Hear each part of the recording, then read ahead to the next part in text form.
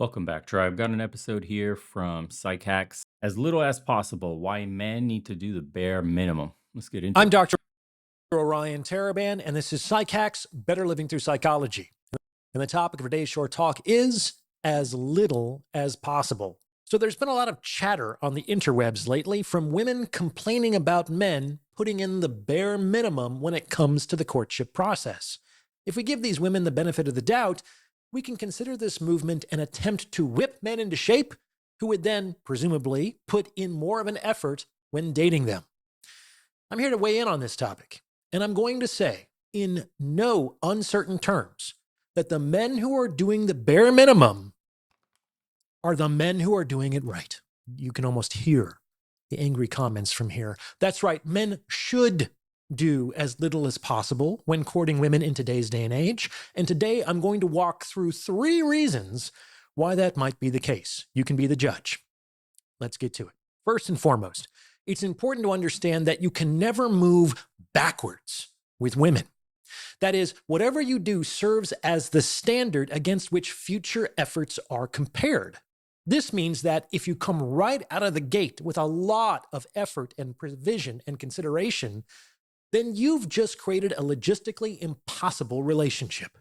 That's why guys who try hard in the beginning and get them big gifts, especially for the first year anniversary or their birthday, you're setting yourself up to fail. That is your new standard, and you can never go below that. Also, if you meet a woman and put on a mask and pretend to be somebody you're not, and you start love bombing and courting and being extra nice and all this shit that you're normally not, and what happens is you start getting comfortable and backslide and you do less of that, then her expectations are still the guy I met versus this lazy dude now that does nothing that he used to do. It's a trap. Stop showing people a fake persona. Take the mask off. If you don't do romantic shit, don't do romantic shit at all. The more you show a woman who you actually are, the better her expectations will be for who you are or who you're gonna be in the future, who you actually are. Don't try to play up.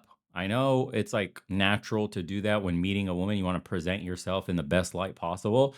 But if you want anything serious with this woman for the long term, just make it so that your standard of who you are is already high enough. It's effortless. You don't have to be somebody you're not.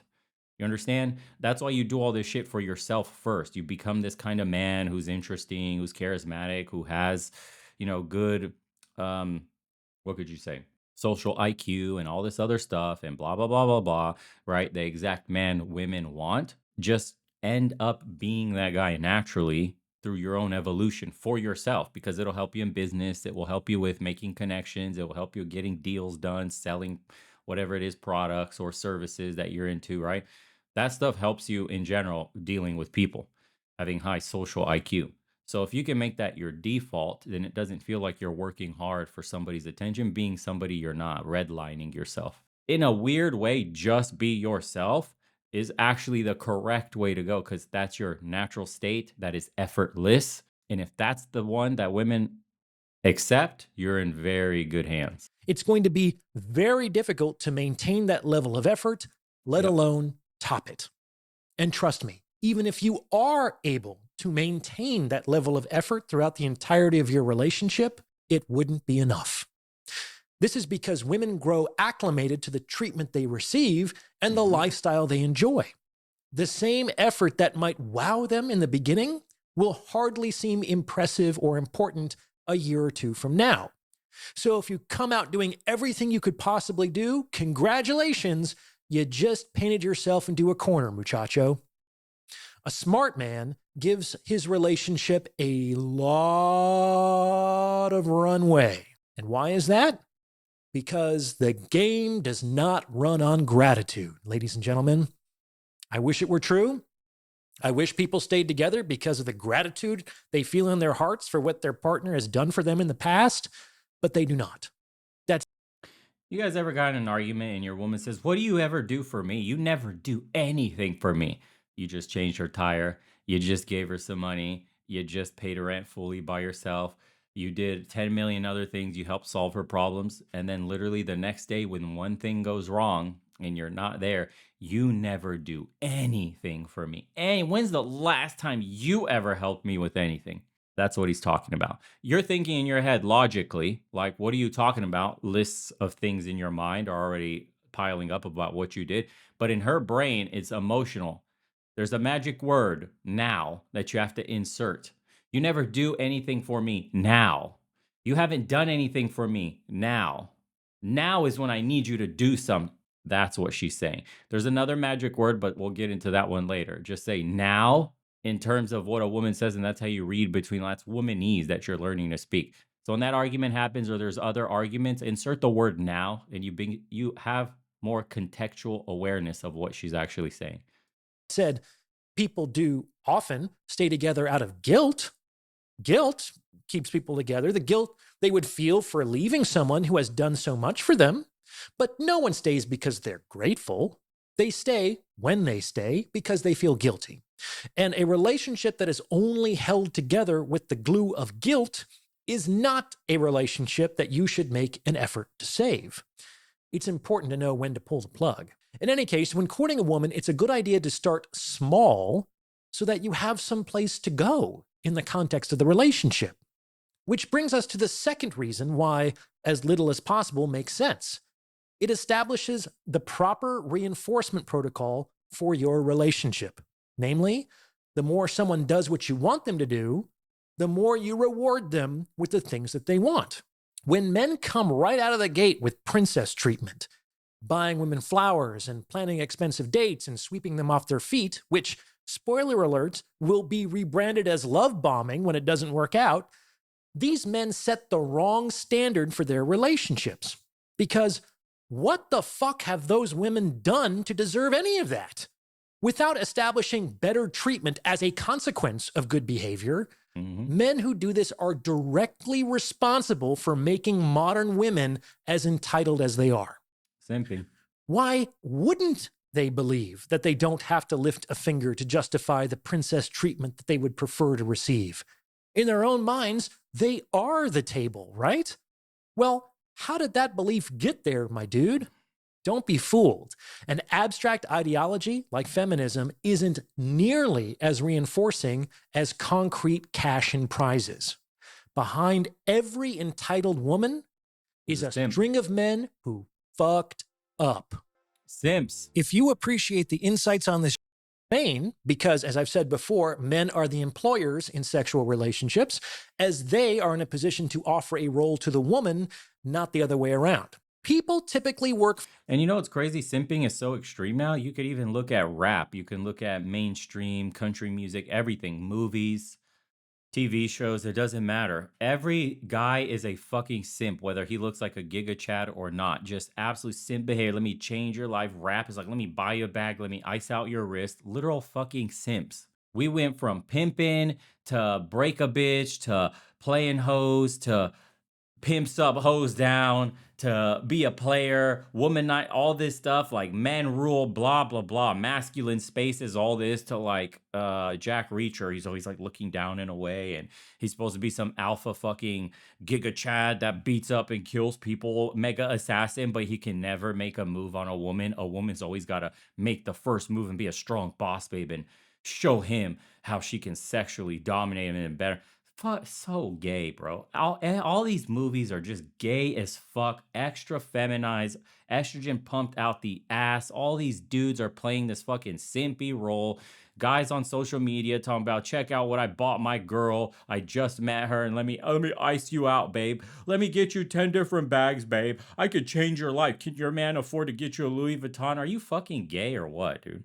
Your grandpa got his woman by telling that bitch, go over there and pluck these potatoes on my land. You will get a house, a man who will pay for you to live, take you off your father's hands. You will give me children, and I will take care of you and protect you for the rest of your life. And you get all this beautiful land to tend and work on. Now get to digging potatoes and be grateful. Now women traded all that shit in a beautiful family, all these kids spending time eating clean food that you grew, cooking at home, all that shit. I make fun of it. It's a bit hyperbole, but I get it. I'm not trying to be hyperbolic. I'm just saying it's funny. And then you go into modern world today where liberal women are 50% medicated with SSRIs. They can't survive the day. They're already broke as shit. They're practically in the slave wage class. They get cucked by the IRS. The little piddlings they make, it'll be gone completely when AI comes and replaces all their babysitting jobs with actual productive AI work. Most of their jobs are just sitting in a fucking office, dicking around, having a coffee, answering emails, and picking up leading a Zoom call or whatever the fuck. They don't do anything productive. There's no real work behind it. It's baby daycare for adults, essentially. So all this shit is going to go away very soon, and women will be forced into a decision because you can't compete with the man one on one in the workforce unless it was for something like feminism or DEI and those optics that are literally forcing the door open and pushing you through it because you don't have the resume to compete with the highest qualified guys in general, men in general. There's a quota that must be hit here. We need diverse women. We need women in the C-suite. We need women CEO. We need women. Are these women capable? No. We just need women. Why? Because DEI. Okay, because woke progressive culture. This is the kind of shit I'm talking about. Women traded a good life where they could be at home with the kids, not have a man yelling at them, not getting cucked by the IRS. And they were the homemakers, the queens of their own environment. Nobody told them shit but their husband who loved them anyway. Not some fucking corporation, not some stupid ass boss, not some catty bitches at work. None of that stuff. You're surrounded by your mother, grandmother, and your children, your husband, your family that loves you, cookouts, planting vegetables, tending your garden, making fresh bread. Oh my God, what a dystopia that is for your wake up at 5 a.m., rush to work through traffic, step over some needles and human feces on the way up to the 6th floor where you sit in your cubicle that drains the life out of you. Come on, man. You guys got played big time. It's a joke of a society that we've created today. Anyways, I'll leave the rest of the video up to his channel for you guys to watch. Links in the description below as usual. Psych hacks. That's a good quote right here. If a woman wants to be with you, it doesn't matter what you do. If a woman doesn't want to be with you, it doesn't matter what you do. This is a good one. All men pay, but the more she likes you, the greater the discount. That is so true. Any woman that truly loves you saves you money. Seriously. She doesn't blow money on bags, on, events, on vacations, on stupid shit. You got to get you a woman that actively is looking to protect your wallet. My wife does that. She protects my wallet. She's a cheap ass. I tell her she's a little jippo. She doesn't like spending money on shit. She's buying store brand. I have to force her to buy the better brand stuff just because I don't like the ingredients and all that. I've been teaching her and she's learned and she's been looking at a bunch of documentaries and stuff and watching like, nope, can't have that. This is emulsifier. Don't like that. This is some preservative. No. So she's now learning to look at the whole organic, super clean, like simple ingredient products for whatever it is that we're consuming. And doesn't go out, doesn't drink, doesn't smoke, doesn't do it. She likes gardening. She likes cooking. She can sew. She does the basics and she rather save money. Why throw that away? I can fix it kind of mentality because that's the society that she was raised in. Very easy to get along with a woman that doesn't burn a hole in your wallet and isn't looking for a reason to spend your money. Just saying. Any man in a successful relationship will tell you that's the kind of woman you need to be looking for. If she's the type that has this need to post on social media, to show a highlight reel of her life, for you to take her out and go on lavish dinner dates and so she could show the world what's going on, you got the wrong one, bro. The right one is cool with just sitting on the couch, spending time talking with you, watching some shit documentary on TV. And that's a highlight reel right there with her own home cooked meal that she made for you and enjoys watching you eat it. It's the simple things. Don't get caught up with the flashy bitches because they're everywhere today. Most women are brain rotted, NPC'd out of their fucking mind with TikTok. And that's exactly what you're going to get most of the time. Yeah. Anyways, take care of yourselves, boys. We'll see you on the next one.